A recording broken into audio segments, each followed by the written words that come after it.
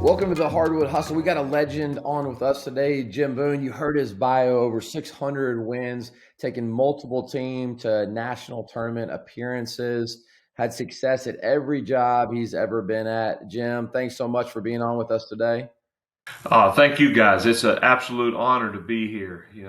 I enjoy listening to you often, and to be a part of your broadcast is special for me. So thank you. Yeah, well, we've got a lot to talk about today. I think if you haven't followed him, you need to follow him on social media. Pack line defense, he's become legendary at teaching that. Tough, stingy defensive teams. Also, if you follow him, you know he's a master on the grill. He can cook. I mean, he's the man of many different trades here. So, Coach, first of all, let's just jump in and talk in general. You know, you've been able to build success wherever you go. And I mean, coaches always want to know what the secret sauce is.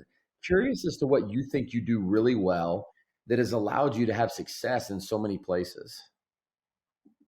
Man, that's a great question. I'm not that guy that, played at North Carolina or Duke or, Kentucky. So I've kind of had to make my own way. And so consequently, I've had to take a lot of jobs that nobody else wanted. They weren't good jobs. Even the first job I took, it was open so late that they had two or three really good candidates for the position, but they all dropped out. And I kind of got it by default at California University of Pennsylvania. So I've never been big into being the first or second choice as long as I ended up being the choice. So, but the point being is that we've always been in a rebuilding situation. We've always been in a situation where it's been a losing program and we had to go in and fix it. So, I just think I don't know if there's any one thing that you can pinpoint, but I do think there are some common denominators in each one. As you guys well know and talk about all the time, and it's not probably talked about enough, as relationships are the key. And you've got to have great relationships with your players. We've always been a staff that has tried to create a family atmosphere. I know everybody talks about it, and I'm sure we have our shortcomings as well. But I just think it's so important that your guys know how much you care about them. And what's the old saying? That doesn't matter how much you know until they know how much you care. And they've got to know that. So however that works for you best. For me, it's opening my home to our guys. I want our guys to be at my house. I want them to be a part of my family.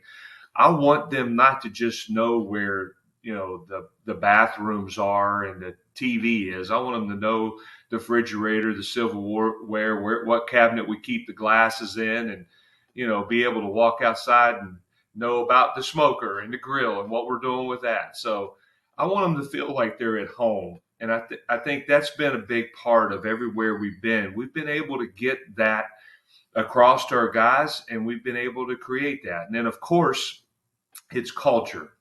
And the big buzzword that everybody uses all the time, but back in the day we called it our program philosophy, but it was it was the same thing. It was creating a culture, and you do that with people. It's not about signs and slogans. It's about people. So it's about the people you recruit. It's about the people you inherit. And anytime that I've walked into a program, good or bad, I've always kind of taken the John Gordon approach and said, hey, everybody's invited on the bus, man. We want all of you guys. We want everybody to stay. You're ours now. I don't like it when somebody says, when we get our people. When I walk on campus, these guys were here before I was here. They are our people. We're a part of them. Now, as you start the journey, there are going to be some guys that don't want to be on that bus, and they're going to ask to get off, and that's fine. You let them go their way, and you recruit guys in that are going to fit you. I think that one of the biggest things that stood out to me that I learned when I went to Robert Morris after Cal PA, we inherited a really tough situation there, a program that hadn't been very successful and a really good league at the time in the Northeast Conference. we had always played differently defensively.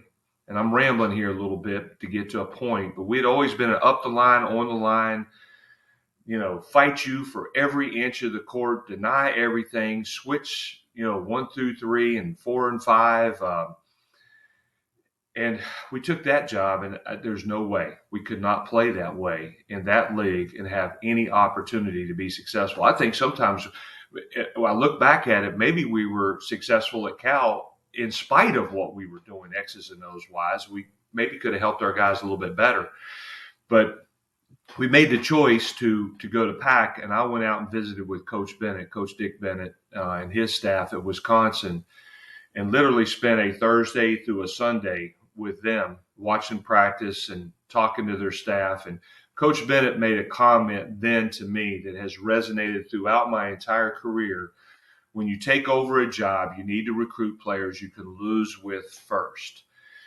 And guys hear that and they're like, what? And you say, well, let it soak in for a second. Guys that you can lose with first, that are going to stay committed to you through the adversity you're going to face. Because as we know, when you take over a rebuilding situation, there's a reason you're there.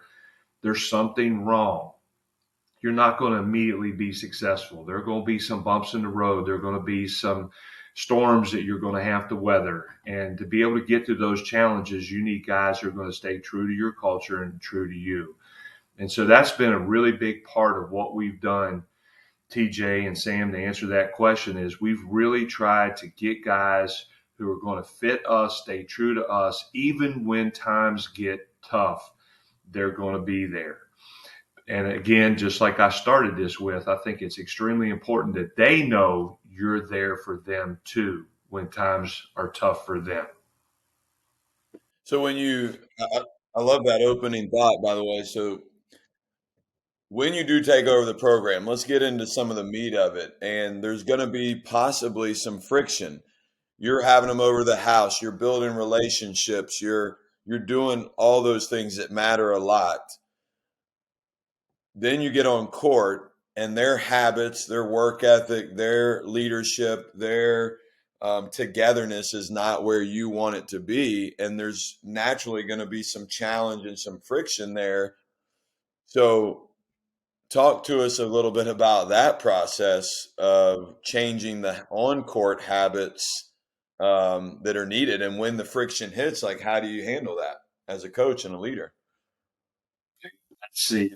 That's the $64,000 question right there, to go back and date myself. You know, the challenge today, it's so much different than the challenge that we had yesterday. Yesterday, you tell the young man that you want him to run through the wall, and it's like, when and how fast, and I'm ready to go. It's like if you had a guy that called his parents. I mean, I can remember one of my former assistants who played for me was telling me a story. He said, Coach, that first year I called my dad and said, man, I'm leaving. And this was back in 1987. I'm leaving. I can't stay here. I don't fit this guy. And he said, son, you're staying right there, and it's up to you to figure out how to work it out with the coach. Well, as we know, that's not the way it is today. Kids are different. And I think one of the biggest reasons it's so different is because all the people that are around them, parents, AAU coaches, high school coaches, advisors, friends. And so I think it's imperative that we as coaches, Sam, you talk about the friction. I think the first thing is that we have to get those people to understand, and I hate this word, but it's today, and it's a great word for today. We have to get them all to buy in. They've got to understand this is, and that's the number one thing, is just being straightforward. This is who we are. These are our expectations. These are our standards that we'll have for our team. And we want you to be a part of that. There's going to be some difficult times. There's going to be some times you don't like me, and maybe sometimes I don't like you, but we still have to love each other. And there's a difference in those two. We have to respect each other. And so I think it's important that we get those other people on board. All the people I just mentioned that are part of this deal with this young man. They have to understand this is our culture. and that they're willing and eager to allow this young man to go through some difficult times as part of the growing process. That's hard to find. There's not as many guys that want to do that and jump on board. Everybody wants to see success right now. And sometimes it takes a little bit of time. So I, as a coach, I've got to do a great job of painting that picture.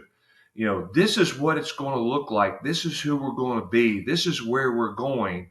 And you're a huge part of this process. I don't know if that, and then, when things happen, I think it's education. It's being able to sit down and say, hey, what you did today, that's intolerable. That can't happen. That's a non-negotiable. That's not who we're going to be in our program. Sometimes it might mean taking basketball away for a few days. That's part of it too. That's kind of a last resort for us. I've always resorted to,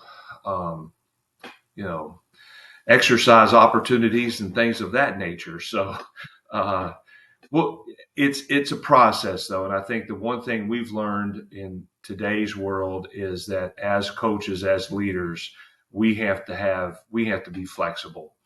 We can't be as rigid as we were, 25 years ago. I can remember my coach, I'll tell you a better story. I was on campus, and there's a guy on campus here who went to UNC and was a very big part of Dean Smith and the Chapel Hill program. And he had all this history and practices he was reiterating to me, which was fascinating for me. I love hearing about that kind of stuff. And he was telling about a story when Coach Smith was trying to build toughness in his team, and he had a kid run till he puked, and then he had him bring garbage cans out and put them in each corner, and basically just ran him till he couldn't do anything else. And you obviously, that's a very difficult thing. You can't do that today. We have to be a lot more flexible today. I think where we expected them to meet us where we were at 25 years ago, now it's imperative that we meet them halfway at least, if not further. Yeah, I love that. And great framing, exercising opportunities. I'm going to have to start using that one. I like that a lot. Let's talk pack line defense for a second. So, a lot was made. I think Tony Bennett was winning a bunch of games in the NCAA, and then all of a sudden they're a first-round exit, and everyone's jumping on them. Can't play that style of play, right? And then they turn around and they win a national championship. And so you hear a lot of debate. I want to know why you landed on pack line and why you believe in it so much. Well, we kind of hit on it in the beginning of this episode. As I was moving from Cal PA to Robert Morris, and understood I just didn't have the talent level that I felt I needed to play the way that we had been playing there, that we were going to have to change that. And I know this, the pack line, it's the great equalizer. It will give you an opportunity to compete against teams and players that are conceivably better than your team, better than your players. It allows you to stay in the game and give yourself a chance. Now, that's one of the fallacies of the pack line approach, is that sometimes maybe you allow teams that are inferior to you to stay in the game. I don't necessarily agree with that. I understand that can be part of it. I can get to that later. But as a builder, as someone who was kind of making their way, turning programs around, the one common denominator was that they were losing. And when you're losing, there are usually some things X's and O's wise that really stand out. Not getting back on defense, giving up second shots, allowing the ball to get the paint easily, fouling too much, giving up wide open threes. Those are things that cause you to lose. Offensively, taking bad shots and turning the basketball over. So we kind of came up with, okay, if we're taking over these programs, what are the things that we have to do to be successful? We've we've got to take care of the basketball. I love Coach Bennett's term, and we've used it ever since, sureness. We want to be sure with the ball. We don't want to put it at risk. We want to select an offense that is going to complement our defense, and it's going to be, and I'll talk about that momentarily, it's going to be sure with the basketball. Secondly, we want to make sure that we are emphasizing, that we are demanding, that we take great shots. I don't think there's anything that beats you faster than taking bad shots. Certainly, there's analytics behind that that you can use as proof in the pudding today with your players and film to show them what those kind of shots equate to. But we want to take great shots. And then we want to be a really tough defensive team. So what do we have to do to be tough defensively? What's beating us when we're taking over these programs where maybe we're dealing with a little lesser talent level? They're common denominators. It's a lack of pressure on the ball because you're just not capable. It's the ball getting to paint easily and creating opportunities, whether it's kickouts for open shots or dump downs, or it's getting to the rim and scoring. Not getting back on defense is a big factor in becoming immediately better and competitive. Not giving up second shots. And sometimes I thought those second shots occurred because we were forcing the ball baseline. We were rotating across the baseline to help. And so therefore we lost the presence of our guards out front. They had to rotate down. And when they rotate down, you've got your 5'11", 6-foot guy trying to block out 6'7", 6'8". He's lost that battle before it started. So when we started seeing all those things happen and then visiting with Coach Bennett and putting into pack, I really liked it conceptually. I'd always been the guy that personality-wise, I wanted to dictate the game defensively. And in some ways, you're not doing that with the pack. You really are, but you're not doing it as demonstratively as you would have been if you were out there pressuring. And so I had to kind of come to grips with that. I wasn't a very good teacher of the pack. My teams at Robert Morris didn't become good until probably our fourth year there. And then that's when we really became a very good defensive team in our league. But seeing that and seeing where we were and what we took over and how we progressed to become a very good defensive program totally sold me. And so we've been running it now. This will be our 28th year of running pack line defense. We've tweaked it. We've gotten a little bit better with it in some different areas, I think. And obviously there are some challenges out there in today's game that we didn't have 20 years ago, the ball screen and finding better ways to defend it. So that's kind of a long-winded answer, but that's why we have been so sold on it.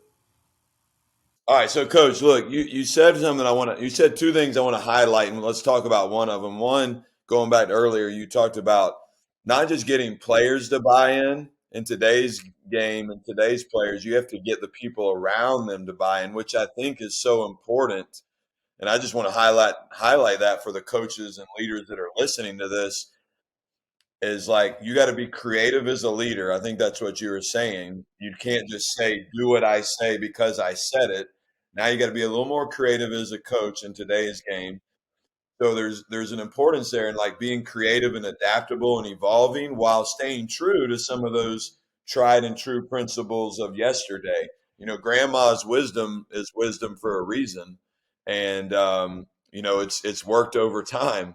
Right. And so I just wanted to highlight that. And then the second thing is great shots. I know you emphasize this. You've spoken at our PGC coaching clinics, and I've heard you talk about this because I think you can do pizza parties and bowling and dinner at the coach's house and do skull sessions with your team. But if you as a coach allow your players to take bad shots, that'll kill culture really quick because it deteriorates the team and the togetherness. So how are you teaching, shot selection with your team? Maybe you can just give us some more tangible stuff there. Well, again, first of all, amen. You're 100% correct with culture and bad shots, and really tearing the fabric of your team and its unity apart. it starts with role development. Guys have to understand what their role is. They have to accept that role, and then they've got to be able to excel in that role in terms of playing to it, whatever that role is. For me, that becomes extremely important as a leader to stress the importance of all roles, because every role is of critical importance to the team. If you're a football coach, it's a lot easier to do that. You're a quarterback, you're a running back, you're a lineman, you're a defensive lineman, right? So it's very spelled out. Basketball, we're blended. We've got so many gray areas in terms of what guys can do. So the first thing with roles is establishing and teaching through education. This is what we need from you. This is why. And I think film has been a great teacher for us along the way. Again, I think it's small doses of film. And it's not just maybe film of our team, but maybe, okay, here's a couple NBA guys, and this is what is really a good shot for this team. Now look what this shot led to, because that resonates with young men today when they watch the NBA game. So then in practice, and it's just we try to do things to educate them. Okay, this is a great shot for you, but this is not for your teammate, because basketball is not an equal opportunity game. We all do things differently well. And we want to build upon and maximize your abilities and stay away from your strengths and stay away from your weaknesses. So, okay, this is a great shot for John, but Tommy, this is not a good shot for you. Then it's through practice. Okay, you get in practice and you can knock that shot down. Okay, Tommy, that wasn't a good shot for you.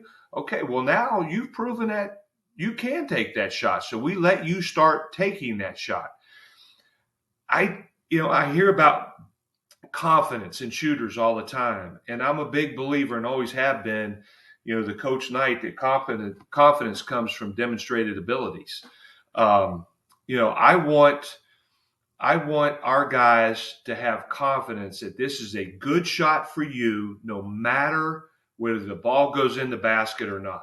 If we have predetermined through our practice and our work that this is a great shot for you, then I want you taking that shot.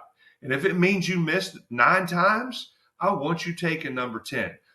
I think that builds confidence, but it does because of what you have demonstrated through your work and achievement in practice.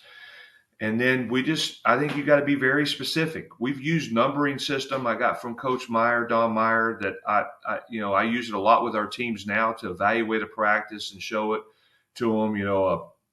A 4 being a layup or inside shot, a 3 being a great shot by that shooter in that specific area and time and score and all the things that go into shot selection, a 2 being a bad shot, maybe a shot necessary by one of your better scorers or better shooters in late clock, a 1 being an awful shot, and a 0 if you want to put ball handling into it as a turnover.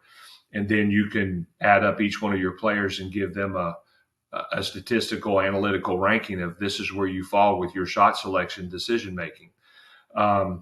That's been helpful. I think anytime you can show players something on paper that they can see and then validate it with film, they get it, they know. And that's the biggest parts of what we do. It's just through education and developing it in practice. Coach, I loved your reasons for pack line. Curious, would you run pack line with any team, or would it change on personnel? I love that you asked me that. And I ask, I'm not trying to name drop here by any imagination, but something that we don't do enough of today, that you guys do some of, but we as coaches and young coaches, I don't think do enough, is go work camps. And, those camps that lasted 5 and 6 days don't really exist any longer. And back in the day when I first started, that's what you did. And I can distinctly remember going to Cal PA's campus when I was not the coach there and working the Metro Index basketball camp, which was a scouting camp, much like 5 Star, that was right outside of Pittsburgh. And my roommate was a high school coach from Rochester, New York, named Jeff Van Gundy. And so I had the opportunity to spend a week with Jeff, which was amazing because all we did was talk basketball 24/7. And we stayed in touch through the years. And then when I was at Eastern Michigan, I went to hear Rick Majerus speak at the Mohegan Sun. Big Rick Majerus fan, just loved how he taught the game. And I wanted to hear him speak. And so I went, and somebody taps me on the shoulder. Make a long story short, it was Jeff, who was coaching with the Knicks then, had came to hear Coach Majerus speak.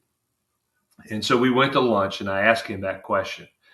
Why do you play pack with the Knicks? You've got the best athletes in the world. And he looked at me and said, so do they. And just think how much better we are running pack. A pack-like defense with this type of athleticism and length to protect the lane. And so obviously I agree with that 100%. And I would run pack line regardless of the level of talent that I have. And again, in today's game with the shot clock, and most high schools are going to it as well now. I think that is a major, major advantage for pack line defense. Regarding the pack and how you defend ball screens, with today's skill level and the skill level of today's players so high off the ball and shooting, anything you're doing differently today against ball screens you didn't do 10 years ago? Yeah, I mean, our ball screen defense has evolved over the years. And it's hard. And I think every team can be a little bit different. The things that have stayed the same for us is I feel like it's really important to take the ball out of the equation, to not let the ball beat us. We don't want the ball to get into paint. We don't want the ball to get where it can create opportunities for others or for the ball handler. There's so many really good guards in today's game that have the ability to create for both themselves and others off the ball screen. But what we're all trying to do is eliminate as many rotations as possible. I don't like the switch. Switching sometimes is really good. And we have had teams that we've been able to switch 1 through 4. So when it's a 4-man ball screen, we can do that. I'll have a challenge this year. I'll have a 5'8" point guard. And I really don't want him switching on to, a 6'4", 6'5" player that can hurt him, shoot over him. So it depends upon your personnel some in terms of the switching component of it. So what we've tried to do is, and the biggest change we've probably tried to make it, we used to always play big support big, kind of a Rick Majerusism.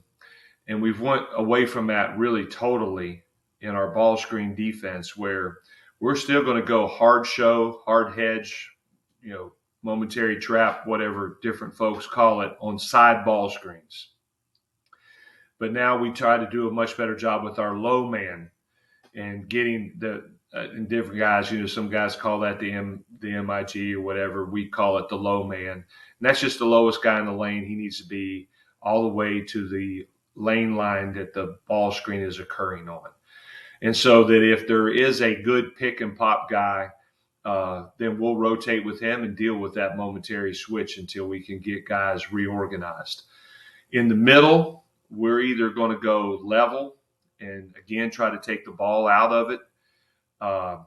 There's some different things we've done, kind of taking a chapter again out of Coach Meyer's winging out, when they used to defend off-ball cutters coming off screens and taking your help side wing and letting him switch to that cutter to take it away so you can still have help in the post. Maybe when we have a middle ball screen, we're going to rotate the lift man, the shake man. We're going to rotate him up to take that guy and let our guy that was helping on the screen recover now into a help position where he has the furthest guy away, the guy in the corner. So, I mean, I think it really depends upon personnel. But to answer your question, what we've really tried to do is take the ball out of the equation, eliminate rotations as much as possible, and play.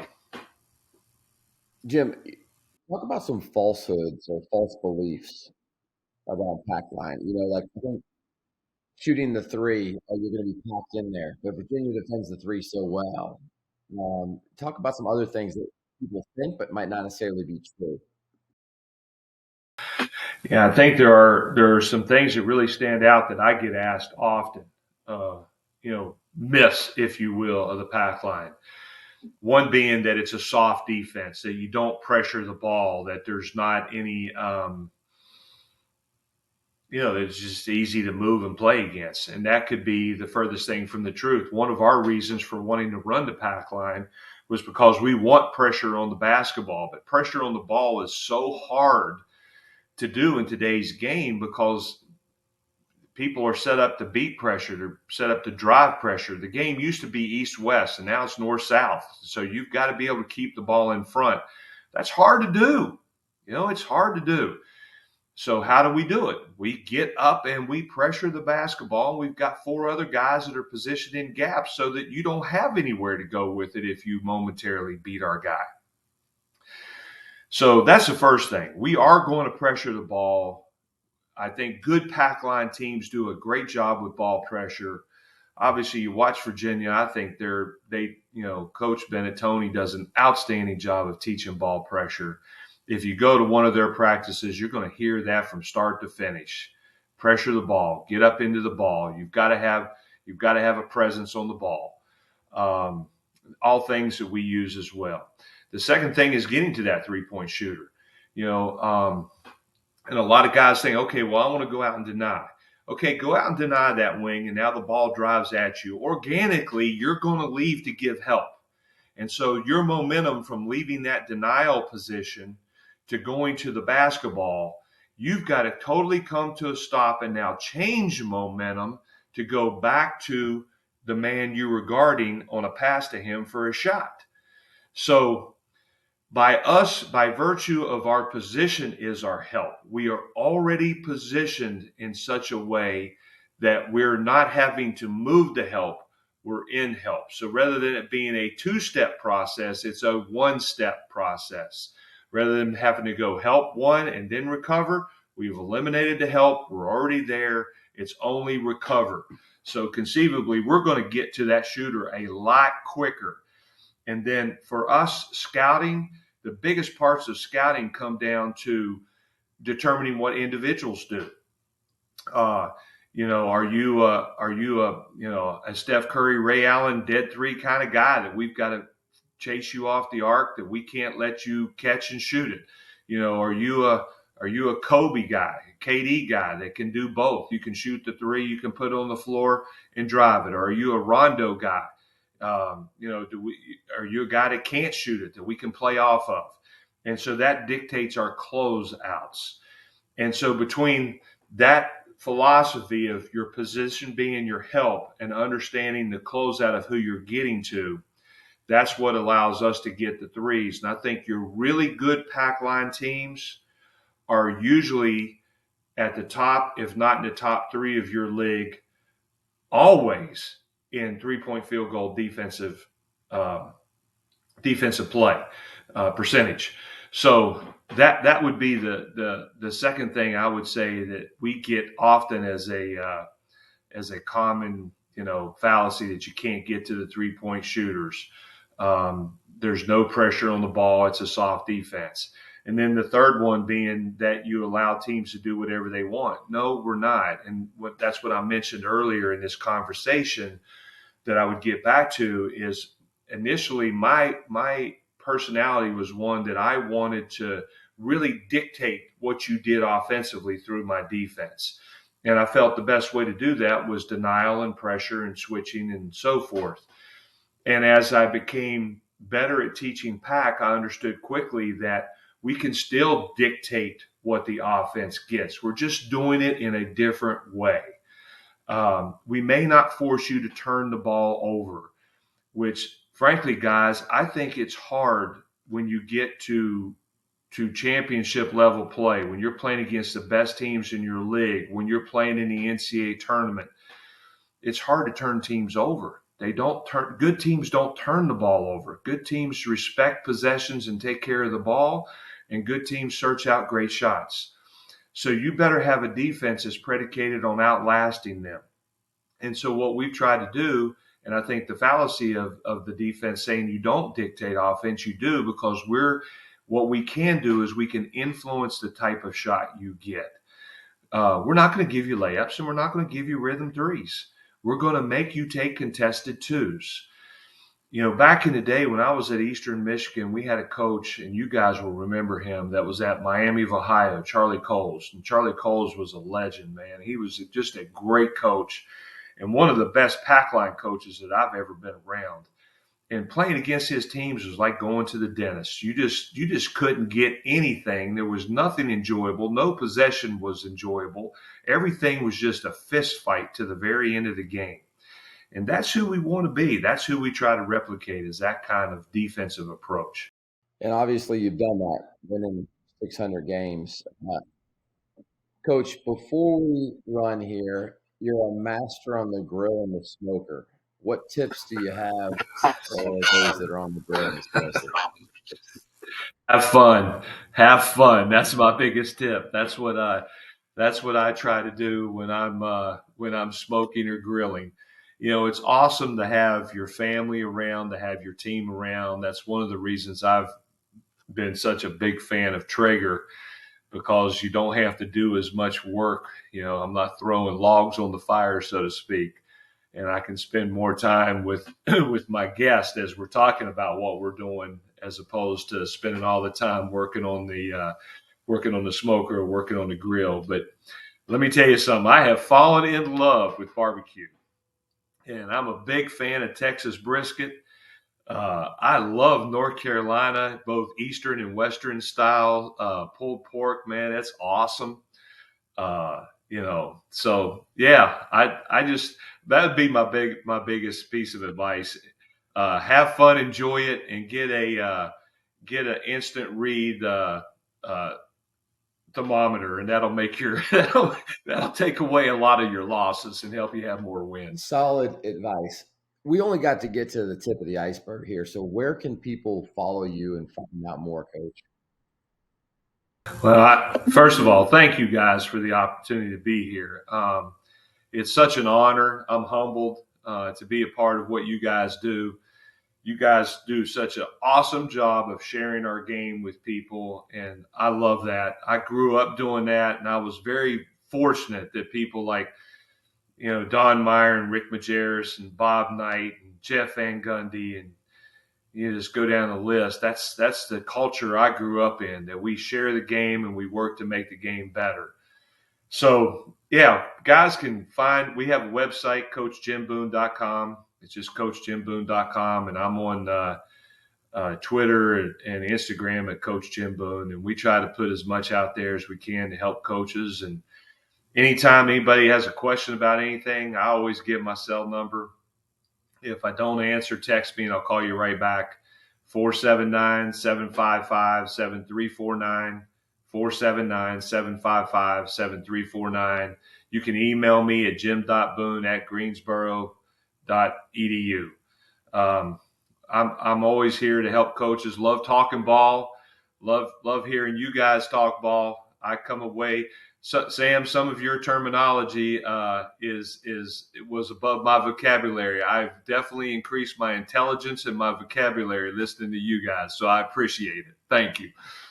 Yeah, the first person that's told me that, so I appreciate that. Yeah, first and last, but he's gonna soak on that one for a little. Well, I'm from West Virginia, so there you go. Hey, Coach, first of all, thanks for all that you do for the game. I'm such a great giver to the game. I promise you, you will enjoy the follow of Coach and learning from him more. So go make sure that you do that, or give him a phone call. Gosh, we just got his phone number, so give him a phone call.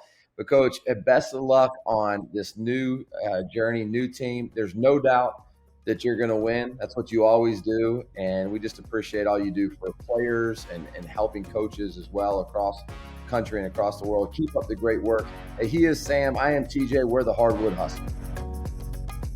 Thanks again for tuning into this episode of the Hardwood Hustle, where we believe in the value of a coach. Be sure to check us out on Twitter and Instagram at Hardwood_Hustle to stay up to date on the latest episodes and share your thoughts with our coaching community. From the Hardwood Hustle team, thanks again. We can't wait to be with you again next week.